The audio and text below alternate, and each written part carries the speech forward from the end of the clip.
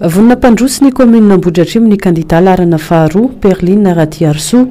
mazava ny vinanasany ny tsinjo ny vahoaka madinika amin'ny fanatsarana ny tontolon'ny fambolena sy fiompiana amin'ny fanomezana asa ny tanora ny fanamboarana foto-drafitr'asa samihafa. Palemana zany ny voalohany dia ampiana commissariat de police zany ny brigade de gendarmerie efa misy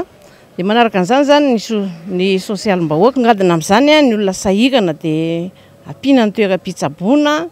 dia asiana ambulance zany hitondra marary dia omena kopia izay rehetra tsy manana. Ampidirina any an-tsekoly daholo ny zaza rehetra tsy mianatra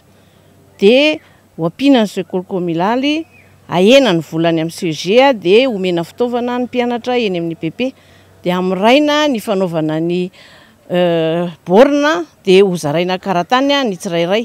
dia asiana tafo zany ny tsenana Ambohidratrimo dia hoatsaraina ny tsenan'ny Sabotsikely. Amin'ny resaka fambolena sy fiompiana indray dia amiraina ny sakafon'ny biby